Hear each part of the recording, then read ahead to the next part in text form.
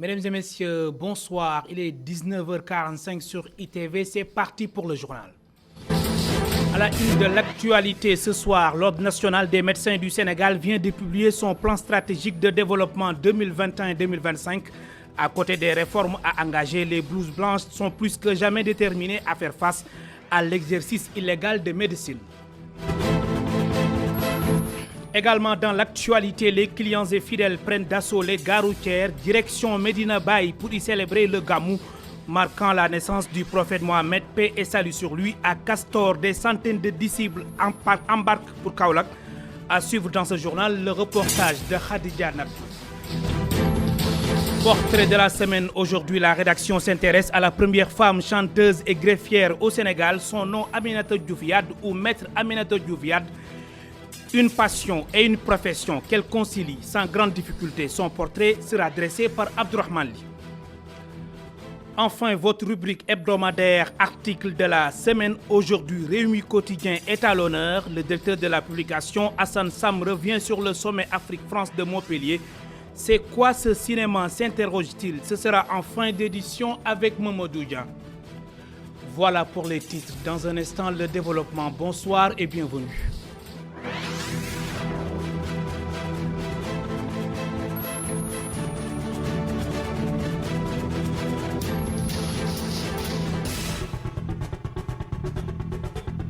L'Ordre national des médecins du Sénégal a publié ce matin son plan stratégique de développement 2021-2025. Au-delà des réformes qui sont en cours, les médecins comptent mettre un terme à la pratique illégale de médecine dans plusieurs contrées du pays. Les précisions de Pape Madiakhaté Sarr et de Seydina Mbaye. Être au service des médecins pour le bien des communautés, c'est l'objectif de l'Ordre national des médecins du Sénégal. L'organisation a élaboré un plan stratégique de développement 2021-2025, plan axé sur 3 orientations phares pour l'atteinte de cet objectif. La première, c'est d'adapter le cadre légal et réglementaire. Et ça, vous savez que la loi qui a créé l'ordre date de 1966, aujourd'hui, vu en tout cas les changements et le contexte actuel, il semble nécessaire que cette loi puisse être révisée.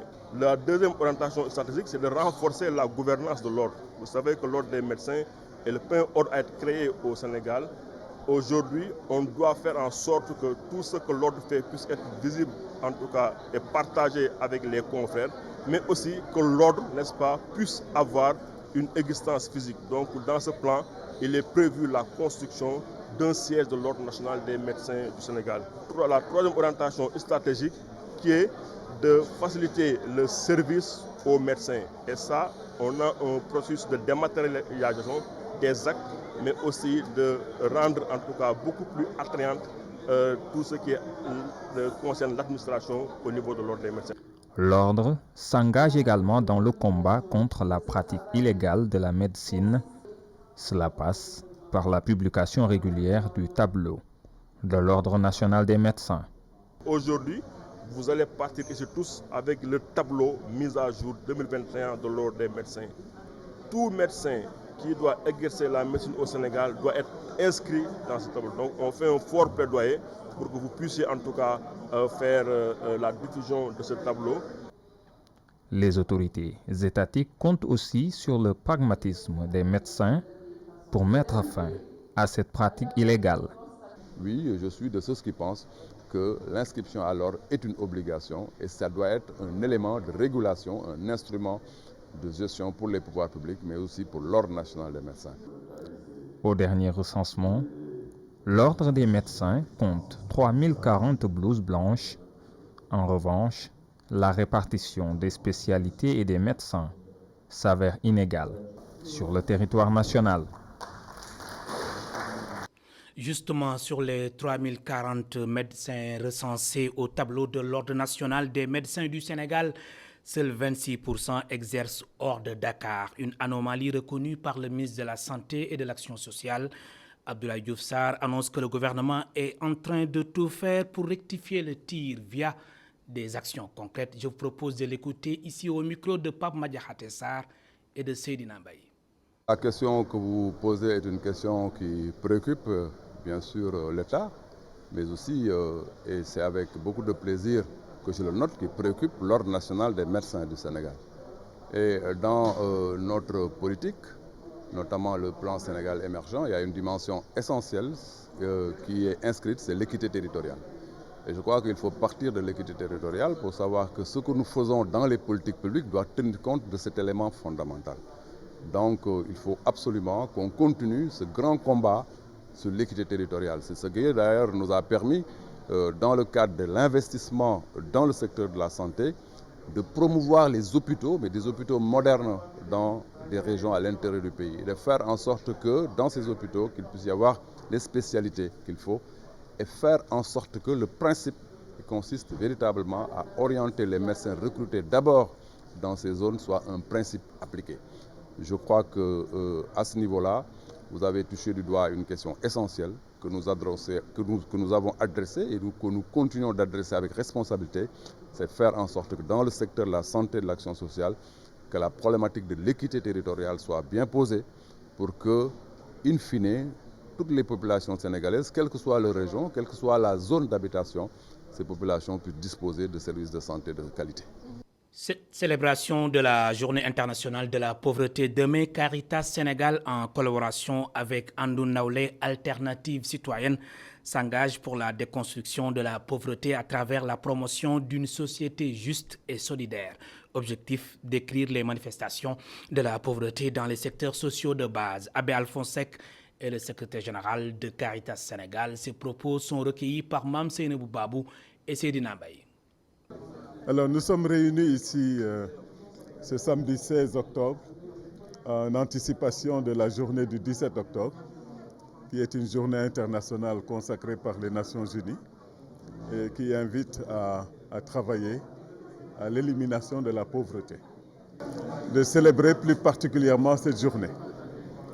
Et à cette occasion de tenir ce panel qui nous rassemble maintenant autour de la problématique de déconstruire la pauvreté dans notre pays.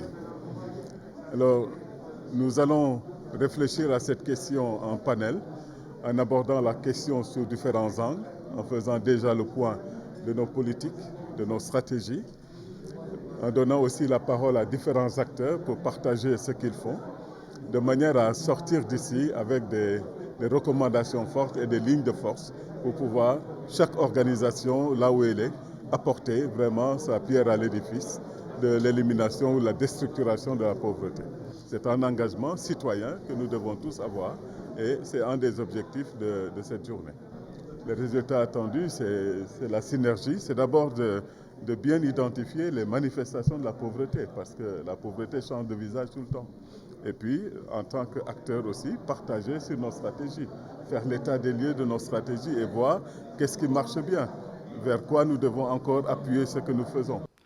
Tout à fait autre chose. Affluence à Castor. Les fidèles prennent d'assaut les bus direction Medina Baye. Mauloud oblige 7 à 12 bus par jour. Destination Kaolack. Les chauffeurs se frottent bien les mains. Illustration dans ce reportage de Khadija Nadjouf et Sidignan. Sous un soleil ardent, les chauffeurs embarquent les bagages des passagers qui ont pris place dans les bus. Direction Medina Baye pour la célébration de la nuit du prophète.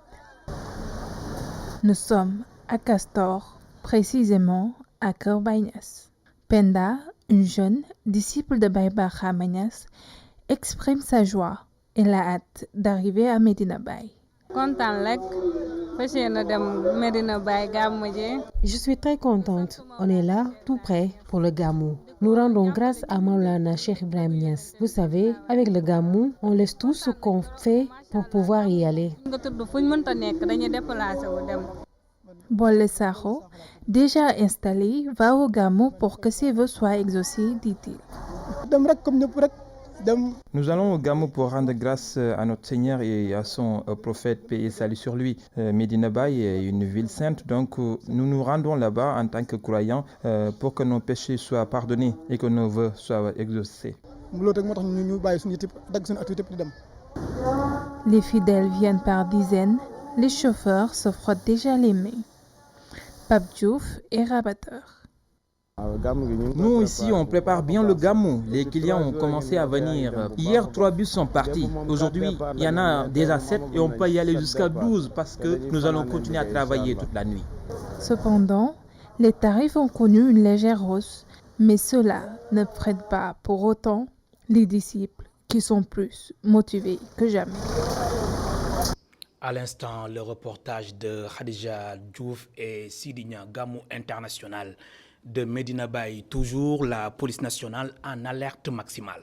Elle a mené une opération près Gamou qui a permis l'arrestation de 326 individus pour différentes infractions et l'immobilisation de 97 véhicules pour défaut de permis. Adamassar.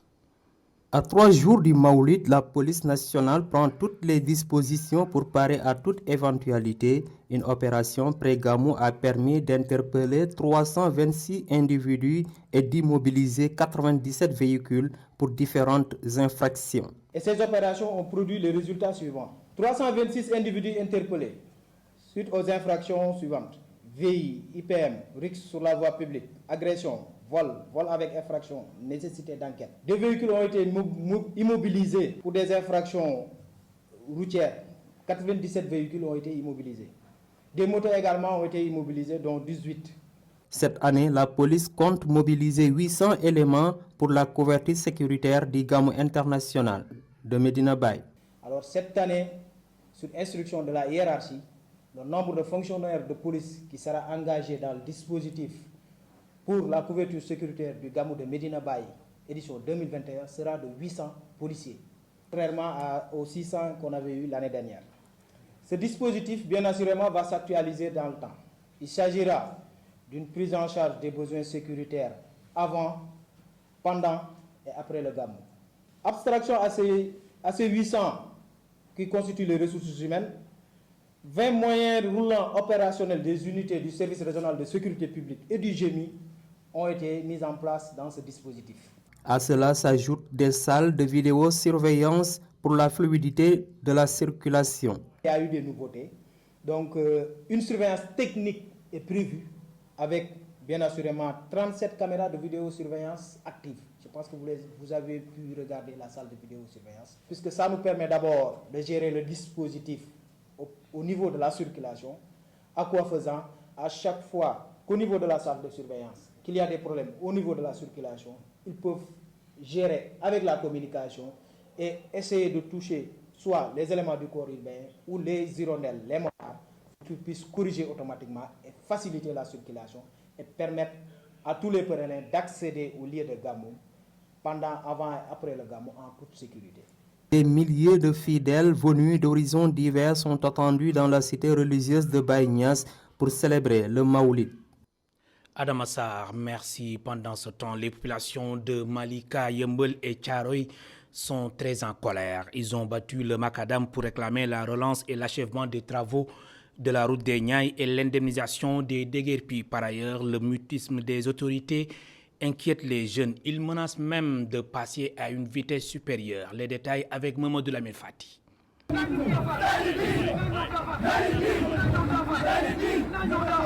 Depuis 5 ans, ces habitants cohabitent avec la poussière et les fumées qui sortent des pots d'échappement des voitures. Le collectif des jeunes des Niayes et le mouvement Ouamalika d'abord, qui en ont marre de cette situation, veulent lutter pour la reprise et l'achèvement des travaux de la route des Niayes. L'élargissement de la route des Niayes devient de plus en plus un problème pour les populations de Malika, Yeumbeul et Thiaroye. Depuis des années, nous vivons cette injustice, ce manque de considération, d'autant plus que nous avons toujours des autorités représentatives de l'État. L'heure est grave, avec des routes sablonneuses, défectueuses, impraticables, un secteur de transport à l'agonie, des voitures qui contournent les rues dans les quartiers, des embouteillages kilométriques, une anarchie sur les trottoirs. La fuite des transports publics de l'État, comme Dakar Demdik, en l'occurrence les lignes 221, 220, 16A et 16B. Après l'acte 1 et 2 de leurs revendications, le collectif continue de fustiger le mutisme des autorités sur l'achèvement des travaux de la route des Niayes. Il menace de passer à une autre étape. Le mouvement a maintes fois rencontré les différents responsables et autorités du projet, mais jusque-là, ils n'ont rien apporté de concret pour reprendre et achever les travaux. Nous n'exigeons pas seulement la reprise, mais l'achèvement et l'indemnisation des impactés qui depuis longtemps sont dans une impasse. Dans cette lutte, l'absence des autorités locales a été notée par le collectif. Une absence qu'il considère comme un manque de considération. Cette injustice, cette inconsidération, ce manque de respect que nous subissons ne sont rien d'autre que le fruit de nos autorités locales, complices et peureux d'avouer les réalités que vivent les populations. Depuis 2016, les populations de Malika, Thiaroye et Yeumbeul vivent le martyre avec le projet lancé par le chef de l'État pour l'élargissement et l'aménagement de la route des Niayes. 5 ans après, le projet est toujours inachevé. Marche pacifique contre l'injustice, le préfet de Dakar à l'origine du flop de la manifestation. Selon les organisateurs Nyolank et compagnie, c'est le constat total. Il n'y avait pas foule hier, ce qui a suscité des interrogations sur les alternatives et les stratégies autres que la marche. Si pour certains, la marche est incontournable, d'autres préconisent l'élaboration de nouvelles stratégies. Alors, la marche se serait-elle essoufflée? Élément de réponse dans ce reportage de Aïssatou Kane. Place de la Nation. C'est un petit groupe qui a pris part à la marche de Nyolank aux côtés de plusieurs autres organisations. Ce jeune homme à l'écart minimise le constat. Ils utilisent tous les recours qui ont été mis à leur disposition, ils les utilisent. Mais aussi la marche, elle est une manière de s'exprimer autrement. Donc c'est non, absolument, c'est un mal nécessaire. C'est une question d'idée et les organisations, c'est à eux de voir comment et quelle alternative pour faire passer leur message. Pour marquer d'une manière indélébile leur contestation, la marche et la stratégie incontournable, précise le vice-coordinateur d'urgence panafricaniste. Ce dernier met en cause les subterfuges, selon ses termes, peu orthodoxes du préfet. Écoutez, la seule et unique stratégie pour lutter contre l'oppression, c'est la résistance. Et la résistance, c'est la marche, c'est la manifestation. Nous tenons juste à rappeler que le combat, c'est un processus. Ce n'est pas une course de vitesse, mais c'est une course de fond. Des stratégies, ils en ont élaboré, nous confie le président départemental Nyolank Pikine. Les stratégies, nous, ce qu'on disait comme stratégie, c'est quand la manifestation elle est autorisée ou pas. Quand elle n'est pas autorisée, qu'est-ce qu'elle faut faire? Nous avons fait des conférences de presse. Du moment où nous avons publié sur nos différentes pages Facebook, en tout cas les différents réseaux où on pense pouvoir atteindre nos cibles. Donc maintenant, peut-être dans le futur, on va essayer de voir aller vers les populations, de faire des visites de proximité, en tout cas d'organiser des débats. Aux vendeurs, profitant de la marche pour écouler ses produits, déplorent l'absence d'engouement populaire lors des marches et espèrent la mise en œuvre de nouvelles stratégies. Sénégal, trop. Ouverture du FESPACO. Aujourd'hui, le Sénégal est le pays invité d'honneur de la 27e édition du Festival panafricain du cinéma et de la télévision de Ouagadougou. 14 films sénégalais ont été retenus dans les différentes catégories pour la compétition officielle.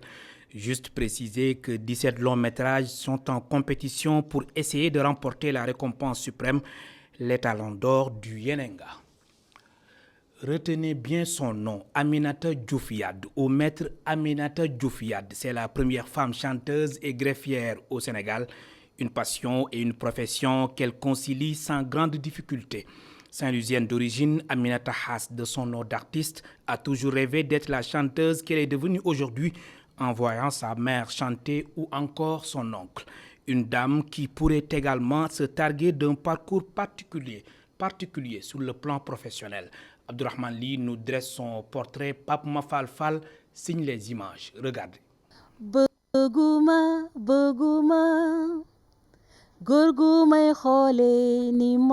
Cette voix est celle d'une greffière en fonction qui a envie de donner vie à sa passion. Et même sans s'en rendre compte, Maître Aminata Diouf Yade aime à fredonner des chansons. Une greffière qui n'a pas accidentellement embrassé le métier. J'ai toujours aimé les juridictions, la magie de la robe noire. Ça m'a toujours hantée depuis que j'étais toute petite. Et puis j'avais un grand frère qui était dans le barreau, que j'aimais énormément, qui est décédé maintenant, paix à son âme. Et je pensais un peu à cause de lui ou bien grâce à lui que je suis rentrée dans le corps des greffiers. Son grand frère pour le métier de greffier et la famille élargie pour la musique. Sa mère chantant des chassidas de Cheikh Ahmadou Bamba Mbacké et son oncle saxophoniste notamment lui ont inspiré cette voix. Une voix qu'elle n'a pas souhaité prendre dès le bas âge. La voix de sa mère retentissait encore dans sa tête. Aminata, je veux que tu étudies. Tu vois, je veux que tu étudies. Aujourd'hui, je rends grâce à Dieu et puis je la remercie pour ça. Parce que à l'âge de 12 ans, quand mon oncle Ousmane Dieye avait voulu déjà me mettre dans la musique, je pense que si à cet âge-là, j'avais fait de la musique, il y a le Moham, mais je ne pense pas que j'aurais pu avoir cette hauteur dans la musique. J'avais ce virus-là de la chanson dans mon sang et il fallait que je le sorte. J'avais besoin de m'exprimer autrement que dans le greffe. C'est pour cela que je suis devenue ce que je suis aujourd'hui, la greffière chanteuse du Sénégal. Deux mondes différents. Aminata en a conscience. Mais elle a su trouver le juste milieu pour concilier sa profession et sa passion, l'une aussi exigeante que l'autre. Le greffier, comme on dit, est la lanterne de toutes les juridictions. C'est celui qui est à l'accueil quand tu rentres au tribunal. Il est la première personne avec qui vous parlez de manière vraiment juridique. Et avant les instances, c'est lui qui est là, qui travaille aux procédures qui sont là. C'est même la raison pour laquelle on les appelle les maîtres de la procédure. Au cours de l'instance, c'est eux qui sont encore au niveau de l'audience, qui prennent les notes avec le plumitif et tout. Et après l'audience, c'est encore eux qui sont là, qui rédigent les qualités. Et c'est eux qui authentifient aussi tous les actes qui peuvent se faire au niveau des juridictions. Le métier de greffier au début à la fin de toute procédure judiciaire, souligne Maître Aminata Diouf Yade. Pensionnaire du centre de formation judiciaire, elle a su gravir les échelons à Saint-Louis notamment, où elle sera greffière au tribunal départemental d'abord, avant le tribunal régional. De la cour d'appel de la région nord du pays, elle sera affectée à Dakar au tribunal hors classe avant d'être détachée au ministère de la Justice. Un métier qui, le plus souvent, l'inspire dans ses chansons. Dans mon milieu professionnel, c'est tous les problèmes qu'on déballe tous les jours. C'est presque toutes les ethnies qui y passent. Au cours des audiences, c'est toujours des problèmes sociaux qui sont là. Ça fait que moi, je me dis que la société, bien entendu, est mon lieu d'inspiration, mais le milieu juridictionnel a été longtemps, et très très longtemps, le creuset de mon inspiration. La musique, plus qu'une passion pour Aminata Khass, un outil qui lui permet d'exprimer son fort intérieur.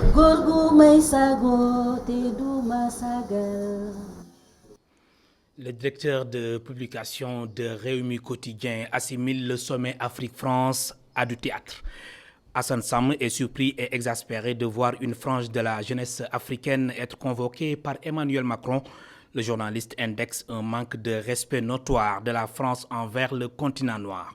Des sentiments qu'il a livrés dans une analyse intitulée « Sommet Afrique-France de Montpellier ».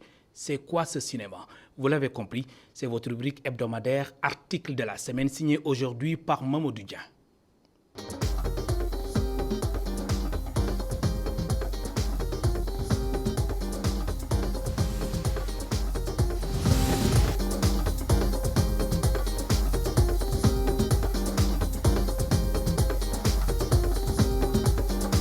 Le format est nouveau, mais l'initiative est vieille, de 48 ans. Emmanuel Macron convoque la jeunesse africaine. Le journaliste Hassan Samb est à la fois sidéré et exaspéré, ce qui justifie le titre de son article publié lundi dans le quotidien Réumi.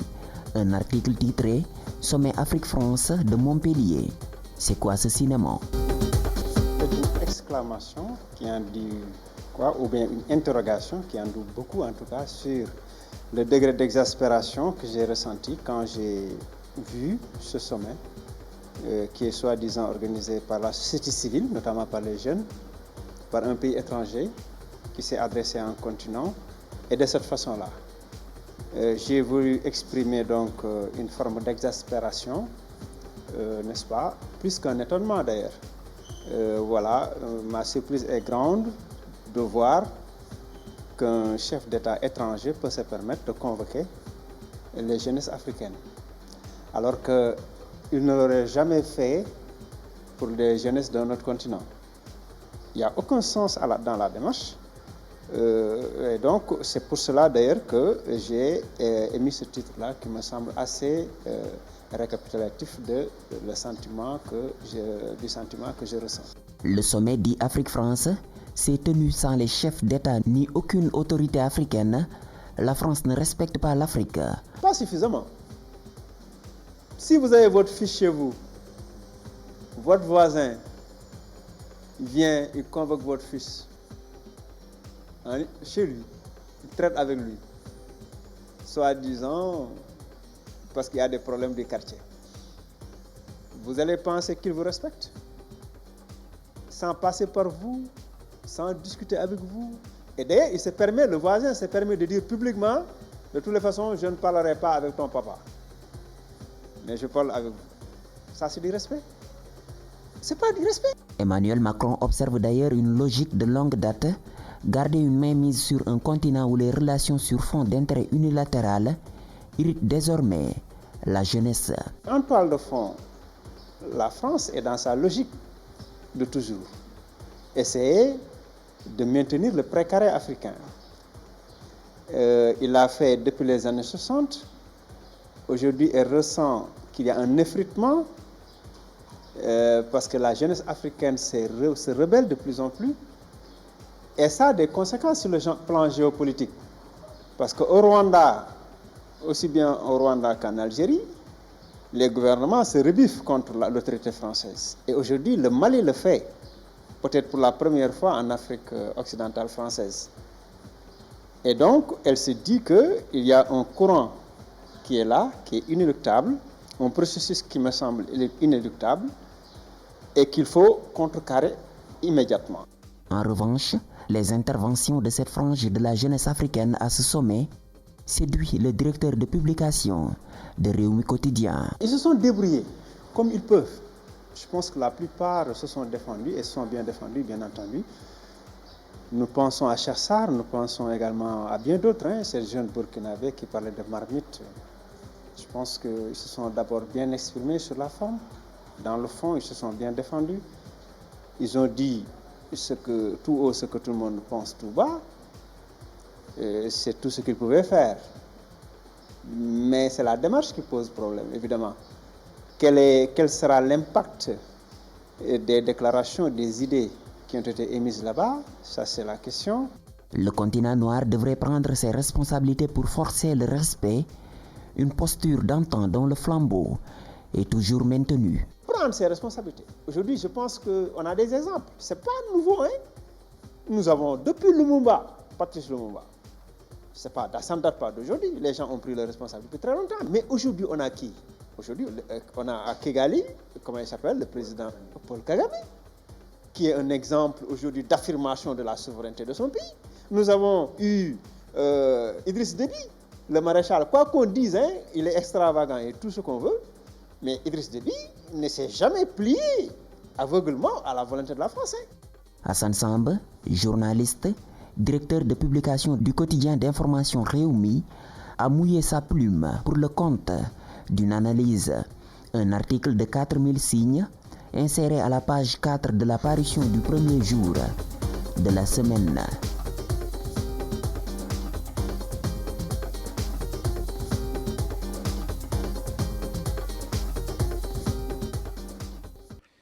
À l'instant, Mamoudou Dieng, merci mesdames et messieurs. Voilà, c'est la fin de ce journal. Merci de nous avoir suivis. Prochain rendez-vous avec l'actualité sur ITV à minuit dans Djoukir Khibari avec Modou Mbakenya. Ce sera en Wolof. Bonsoir.